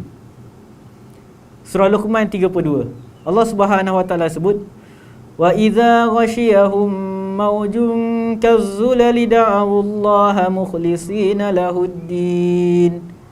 Apabila mereka ni, orang-orang musyrikin ni, dilambung ombak yang besar seperti gunung, mereka pun meminta kepada Allah Subhanahu Wa Taala dengan ikhlas. Maksud mereka tak minta kat selain Allah.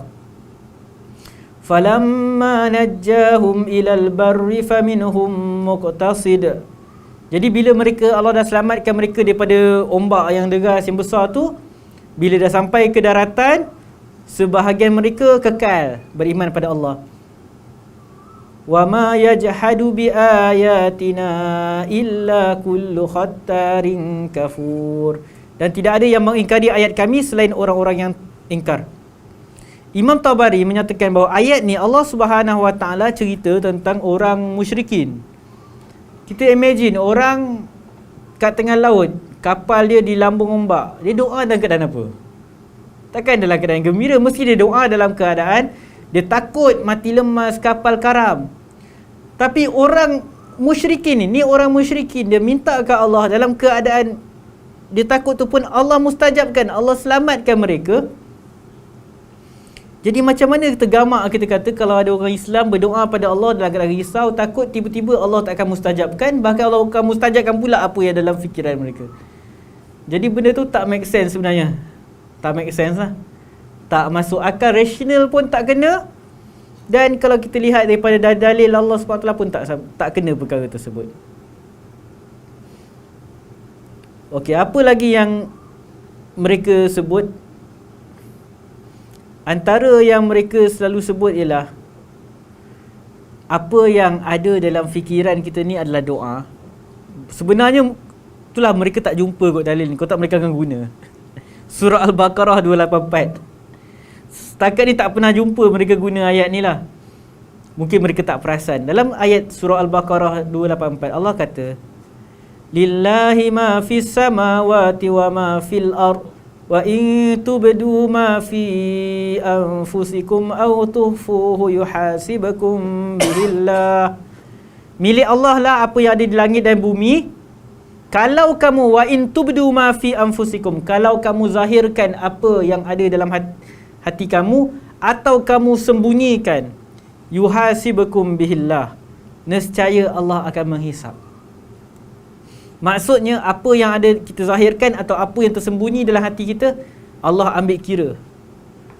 Sebab tu bila turunnya ayat ni, Abu Hurairah radhiyallahu anhu cerita dalam hadis yang sahih, dia kata bila turunnya ayat ni, para sahabat Nabi, fashtadda zalika ala ashabi Rasulillah, mereka rasa macam susah macam ni, Allah ambil kira semua benda yang kita zahirkan dan apa yang tersembunyi dalam hati kita. Jadi mereka mengadu kat Nabi sallallahu alaihi wasallam. Nabi sallallahu kata, Allah dah wahyukan macam tu, kita kena terima, sami'na wa ata'na. Itu yang turun amana rasul bima. Semua tu benda ni nak menyuruh mereka beriman. Allah dah kata Allah akan hisap apa yang ada dalam hati kamu dan apa yang kamu zahirkan. Jadi kalau ikut hadis ni, ayat ni, sebenarnya geng-geng ni boleh guna ayat tu. Tengok maksud apa dalam hati kita pun Allah ambil kira. Tetapi ayat seterusnya Allah sebut, la yukallifullahu nafsan illa wus'aha. Allah tak membebani seseorang melainkan sesuai dengan kemampuannya. Ayat ni menasahkan ayat seterusnya. Ni isu nasih mansuh. Maksudnya lepas para sahabat dah rasa macam berat, alamak macam mana ni, apa yang tersembunyi dalam hati pun Allah ambil kira. Kalau contoh seorang hati dia rasa nak buat maksiat, dah dosa dah, kalau ikut ayat 284 tu. Tapi Allah turunkan la yukallifullahu nafsan illa wus'aha.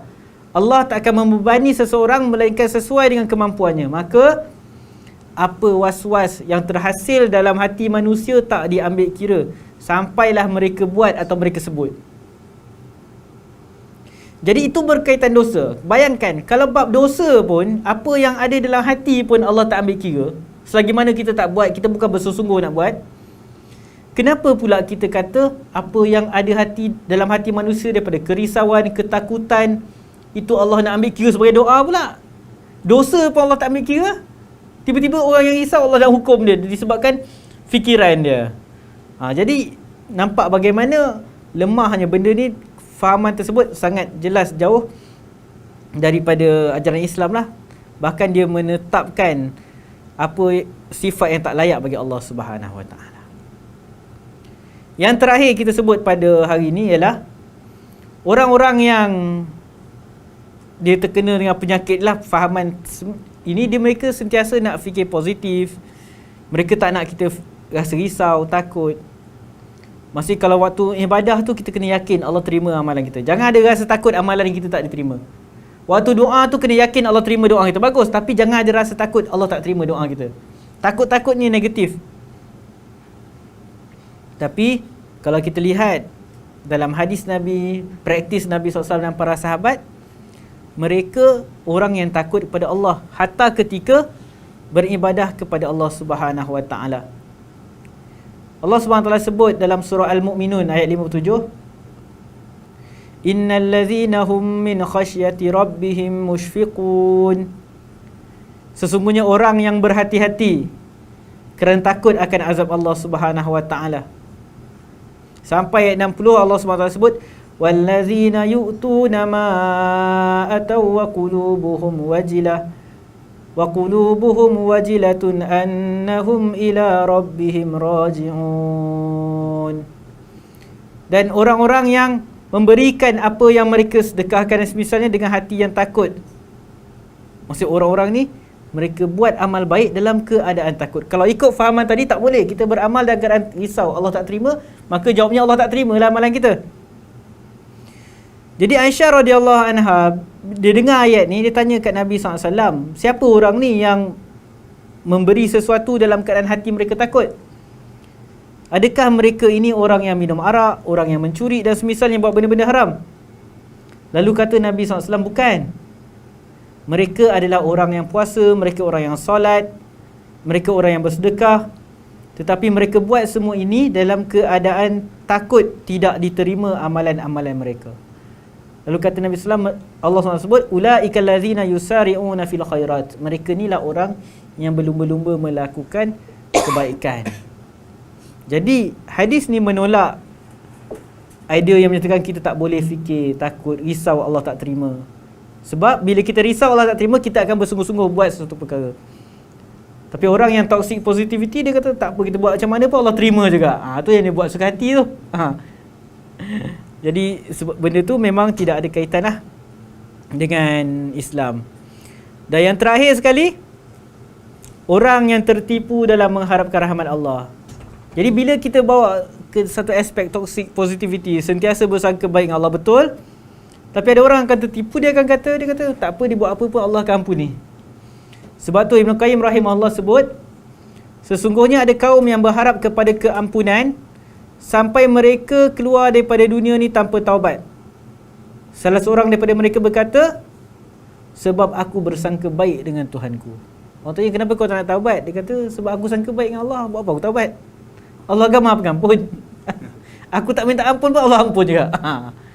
Dia punya sangka baik tu tahap tinggi lah. Jadi kata Ibn Qayyim, dia ni penipu. Seandainya dia sangka baik dengan Allah, amalan dia akan baik. Jadi kata Ibn Qayyim lagi, telah jelas beza antara sangka baik dengan Allah dan tertipu. Sangka baik dengan Allah jika dia membawa kepada beramal bersungguh-sungguh dan membawanya dekat kepada Allah, maka itulah sangkaan baik yang benar. Tetapi jika sangka baik, yang dikata sangka baik itu membawa kepada meninggalkan amal dan tenggelam dalam maksiat, maka semua itu ghurur, ilusi. Dia yang rasa dia sangka baik dengan Allah, sebenarnya dia suka sangka buruk dengan Allah Subhanahu Wa Taala. Sangkaan baik kepada Allah ialah mengharap rahmat Allah. Sesiapa yang harapannya membawa kepada ketaatan dan meninggalkan maksiat, maka itulah harapan yang benar. Sesiapa yang meninggalkan amalan, dia tak beramal, tak taubat, tapi mengharapkan rahmat Allah, maka dia adalah manusia yang telah tertipu, kata Al-Imam Ibn Qayyim rahimahullah. Jadi itulah serba sedikit tajuk kita tentang bersangka baik kepada Allah Subhanahu Wa Taala. Jadi kalau ada sesi soal jawab ke, kita buka kepada sesi soal jawab. Siapa ada ingin bertanya pada ladies pun, kalau ada soalan ya, boleh tulis ke, beritahu ke, WhatsApp ke. WhatsApp lah, tanya kan. Ada WhatsApp. WhatsApp aku lah. Aku confused sekejap tadi. WhatsApp mana? Ustaz, ini macam apa? Kita kan dalam fikiran kita ni selalu ada lintasan. Betul. Kan, yang kita kadang-kadang voices lah apa kan, kita terfikir kan. Tapi ya macam especially bila kita dalam solat tu kan, macam idea pasal kerja, ya, betul. pasal apa lah, semualah kan.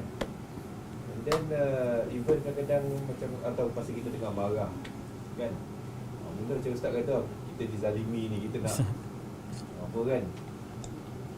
Tapi selagi kita tak zahirkan dengan doa atau kata-kata yang kita memang niat nak mendoakan apa-apa, kita meminta something kan, so dalam lintasan tu kita macam mana kita nak okay, macam counter balik, ataupun kita nak kata reset balik kan. Mungkin kita apa cakap istighfar saja ke, macam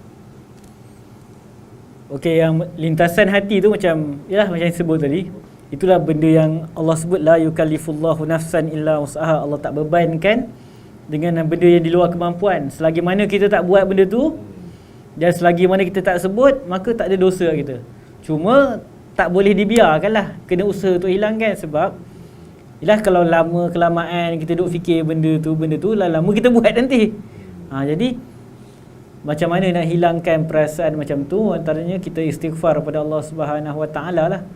Dan kita kena usaha untuk cuba fikir yang baik, jangan fikir yang buruk-buruk. Sebab bila kita fikirkan yang buruk, kita sangka buruk dengan orang. Contoh, kita sangka buruk dengan orang, akhirnya benda tu yang susah hati kita. Orang yang kita sangka buruk tu dia relax. Kita yang serabut. Kita yang serabut tentang orang tu. Kita sangka orang ni macam tu, orang ni macam tu. Akhirnya orang tu yang kita sangka macam-macam dia tak ada apa-apa. Kita yang serabut jadinya. Jadi nanti benda tu akan berbalik kat kita yang resah, risau dan semisalnya. Jadi kita kena cuba untuk tinggalkan fikiran-fikiran macam tu. Benda tu kena latih lah. Maksudnya bila datang benda macam tu, kena istighfar. Datang istighfar. Jangan layan. Benda tu jangan dilayan. Apatah lagi berpanjangan untuk berfikir macam tu. Dia kadang-kadang bila kita ada penyakit macam tu, benda tu akan menyusahkan diri kita. Sebab kita susah lah nak happy. Sebab ada je yang tak kena. Yang tu kita rasa ini, yelah, apa je yang kita nampak benda tu tak elok. Bila kita dalam fikiran kita sentiasa macam tu, jadi benda tu akhirnya akan menyusahkan diri kita. Dan benda tu, yelah, dia akan buat kita sakit dan semisalnya. Sebab kita akan sentiasa susah hati. Contoh, bila kita tak nampak, contoh kita dapat satu musibah dan kita tak bersedia dengan musibah tu, sebab yelah kita tak kenal Allah Subhanahu Wa Taala, kita tak prepare diri kita dengan keimanan pada qada dan qadar. Sebab tu belajar pasal qada dan qadar ni kadang-kadang kita tak nampak praktikal dia, tapi bila kena sesuatu baru nampak praktikal iman tu. Sebab kita tak prepare hati kita benda tu, yang mana nak terima je apa yang Allah bagi. Bila pun kena satu musibah tu, asalnya satu musibah tu nanti berpanjang-panjang sebab kita bersungut disebabkan satu musibah ni, satu benda yang buruk. Kita pandang semua benda buruk. Apa yang berlaku pun kita rasa susah. Kita tak boleh nak dengar berita-berita yang menyedihkan. Kita akan rasa benda tu sesak jiwa kita dan semisalnya. Jadi kita sangat penting benda tu untuk sejak awal, sebelum kita ditimpa apa-apa masalah, kita dah prepare hati kita. Sebab tu macam contohlah perbincangan tentang depression ni ada kaitan tak dengan iman ke tak? Dia, Allah alam, saya baca beberapa artikel psikologis, dia ada beberapa isu depression ni. Misalnya ada yang berkaitan dengan chemical dalam imbalance, tak seimbang. Jadi benda tu benda yang dalam otak dia lah, bukan benda yang berkaitan dia beriman dengan takdir ke tak. Tapi ada juga depression yang berkaitan yang mana dia jadi depresi disebabkan apa yang berlaku dalam kehidupan dia. Mungkin dia tertekan dan semisalnya. Jadi yang first tu dia depresi yang lain. Sebab tu bila ada orang kata depression ni ada kaitan dengan iman, ada yang kata tak ada kaitan dengan iman, kita kata kita tak boleh nak sebut benda tu secara mutlak macam tu. Ada depression yang first, yang berlaku sebab sesuatu, something imbalance dalam otak dia, cairan ke apa benda saya tak pasti. Jadi menyebabkan fikiran dia bercelaru. Tapi ada yang disebabkan dia memang tak boleh terima apa yang berlaku. Jadi bila kita nak cakap pasal perkara ni, kena hati-hati. Sebab kita takut kita sedang contoh kita kata depression ni disebabkan tak beriman pada qada dan qadar. Tapi kita sedang bercakap pada orang yang first tadi, yang berlaku sebab tak stable dalam otak dia, ada benda tak stable. Tapi untuk kita menafikan pula perkara tu akan menyebabkan ada orang dia sedangkan dia memang berlaku benda tu sebab dia tak terima apa yang Allah takdirkan pada dia. Jadi sebab tu dalam keadaan kita sihat, sebelum kita kena masa kemurungan dan semisalnya, kita prepare diri kita. Prepare diri kita supaya bila ditimpa satu musibah tu, kita tak sampai ke tahap tersebut. Jadi memang kena prepare diri kita, dan kalau berlaku bisikan-bisikan dalam otak kita tu, kena istighfar, jangan layan. Kita makin kita layan, makin habis kita. Dan na'udzubillah min zalik tu yang nanti sampai ke tahap bunuh diri dan semisalnya. Kita nampak macam mana sejak PKP dulu kan, berapa kes bunuh diri dalam masyarakat kita. Kita tak kata orang-orang tu putus asa rahmat Allah, kita doakan keampunan untuk dia, tapi kita nak beritahu kepada orang yang sihat-sihat ni, jangan biarkan diri kita biasa sangat tenggelam dengan benda-benda macam tu. Sebab nanti takut at the end kita akan buat benda yang dosa besar tu, iaitu membunuh diri. Wallahu a'lam.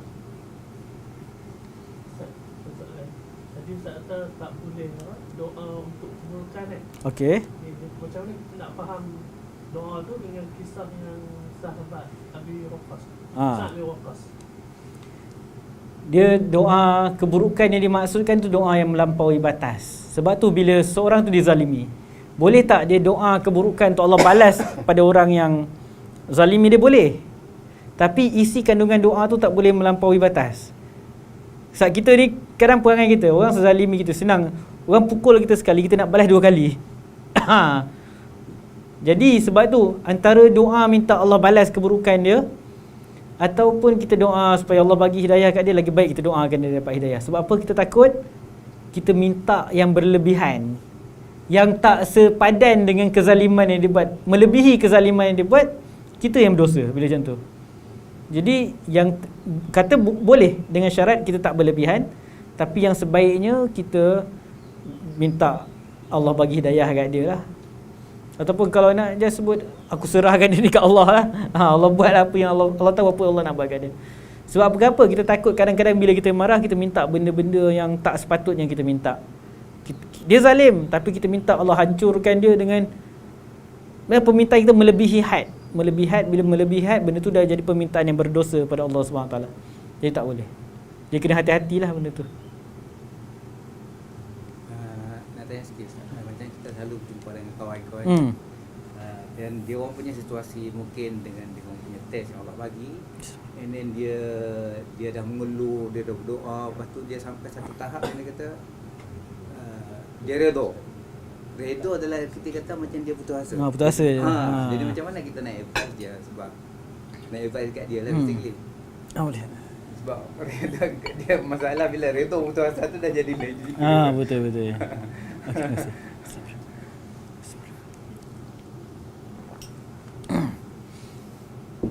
Dia memang Syekh Muhammad Salih Saimin dia sebut manusia ni bila timpa musibah ni dia ada beberapa martabat lah. Dia martabat yang paling tinggi ni syukur. Nabi SAW lah. Nabi SAW bila dapat benda yang menggembirakan, dia akan sebut alhamdulillah bi ni'matihi tatimmus solihat. Lepas tu kalau dapat benda yang Nabi SAW tak suka, Nabi sebut alhamdulillah ke? Alhamdulillah ala kulli hal. Kalau kita tak sampai kat level tu, tak boleh nak rasa macam tu, at least kita kena berada pada level sabar lah. Level sabar tu dapat kita sebut innalillahi wa inna ilaihi rajiun. Tapi kita tak sebut perkara-perkara yang tak elok. Jadi redha ni bukan kita berputus asa daripada rahmat Allah. Redha ni para ulama sebut dia tak rasa apa-apa.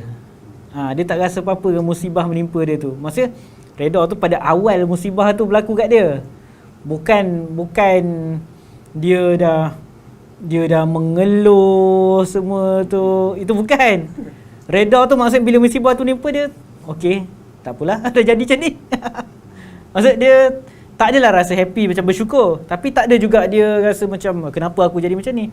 Jadi tak apa, move on je lah. Itu redha. Tapi kalau dia dah mengeluh dan semisalnya lepas tu sampai tahu dia rasa dah tak boleh buat apa-apa, aku redha, itu kan redha sebenarnya.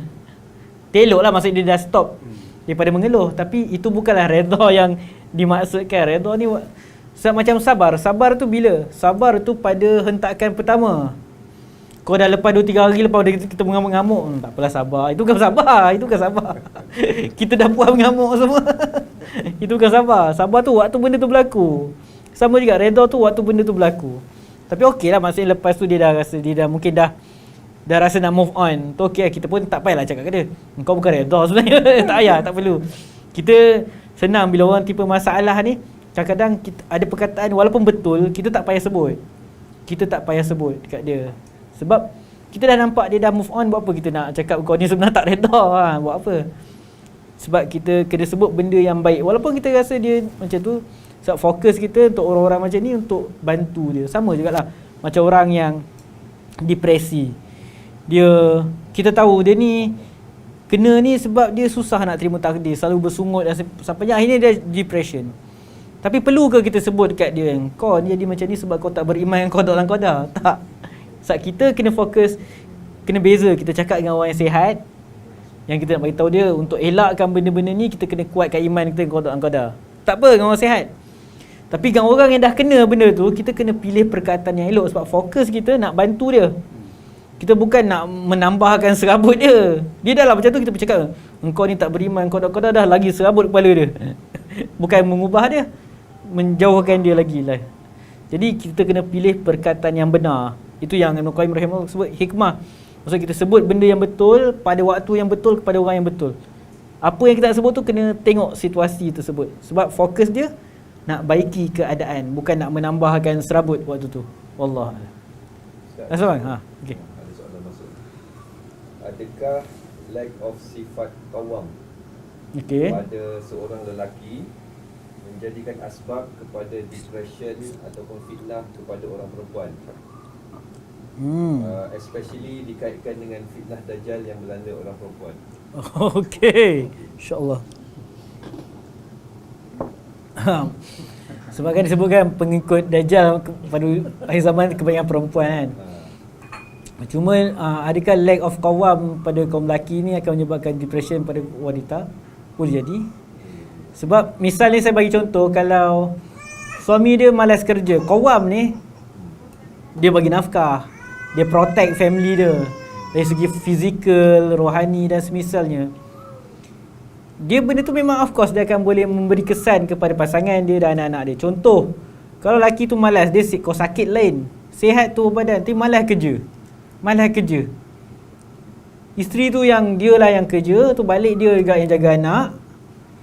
Jadi apa kesan kat dia? Memang benda tu qawam. Kalau kita faham qawam tu bagi nafkah, protect family dia. Kalau lelaki tu tak ada, memang benda tu akan memberi impak lah kepada pasangan dia. Cuma sejauh mana impak tu mungkin kalau wanita tu strong, mungkin dia boleh tahan. Tapi kalau dia dah tak larat, dah bertahun-tahun dia macam tu, memang akan menyebabkan depression. Jadi jawapannya betul. Boleh menyebabkan. Sebab tu ada kawan-kawan kita yang, yelah, saya kadang isteri saya cerita, kawan-kawan yang dah kahwin, budak-budak perempuan kan, dia borak, dia kata macam kawan dia seorang ni macam ni depression. Kenapa? Kadang-kadang ada benda tu tak ada apa-apa lah, cuma dia perlukan environment yang baik. Tapi ada juga yang disebabkan dia dapat pasangan yang, dia sama juga laki pun kalau dia tak qawam, dia sendiri boleh jadi macam tu. Contoh, ada laki dia usaha nak bagi yang terbaik kat family dia, tapi mungkin yalah ditakdirkan Allah SWT, dia kerja tapi tak cukup, ataupun dia cuba nak protect family dia tapi berlaku benda-benda yang tak diingini. Jadi depression tu boleh berlaku bila dia start self blaming, dia asyik salahkan diri dia dan semisalnya, akhirnya sampai dia kemurungan lah. Dia rasa dia macam lelaki yang fail, tak berjaya nak protect family dia, tak berjaya nak bagi family dia hidup senang. Jadi benda tu boleh berlaku kat dua-dua. Sama juga perempuan, kadang-kadang dia boleh juga jadi depression sebab dia self blaming, dia rasa dia tak jadi seorang ibu yang baik, dia tak jadi isteri yang baik. Jadi sebab tu sangat penting, macam saya sebut tadi, kita kena prepare diri kita dengan iman pada qada dan qadar. Kalau tak, kita akan keep blaming. Apa yang berlaku, kita akan salahkan diri kita. Apa yang berlaku, kita akan salahkan diri kita. Sebab tu saya sebut, fahaman law of attraction ni dia akan bagi impak buruk kepada orang-orang yang depression ni. Sebab orang macam ni, kadang-kadang mereka fikir benda-benda buruk. Saya ada kawan-kawan yang kadang dia kongsi, dia kata dia orang fikir benda-benda yang teruk-teruk kadang bila dia orang diuji dengan penyakit ni. Dan fahaman ni kata manusia akan dapat apa dia fikirkan. Jadi macam mana orang macam ni? Dan bila di Islamik pula kata apa yang kita fikirkan adalah doa. Jadi macam mana orang-orang yang Allah uji yang penyakit ni, yang otak dia orang kadang ada yang fikir, nanti aku akan mati esok, aku akan accident. Adakah takkan kita nak kata semua benda yang dalam kepala otak dia tu adalah doa? Kita dah macam menisbahkan, menasihkan sifat zalim pula kat Allah. Allah hukum orang ni pergi mustajabkan apa yang serabut dalam otak dia, jadi fahaman ni memang akan, ada orang kata dia boleh ubat depression, tapi saya nampak dia akan bagi impak yang lagi teruk. Orang tu akan lagilah berterusan salahkan diri dia. Dia akan kata, oh sebab apa aku dah ditimpa macam ni, sebab aku fikir macam ni, sebab aku dapat macam ni, sebab aku fikir macam ni. Nauzubillah min zalik. Wallahu a'lam.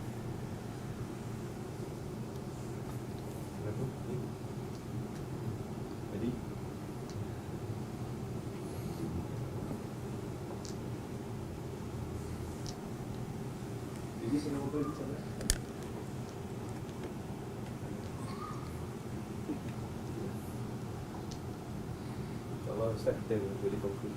Okey.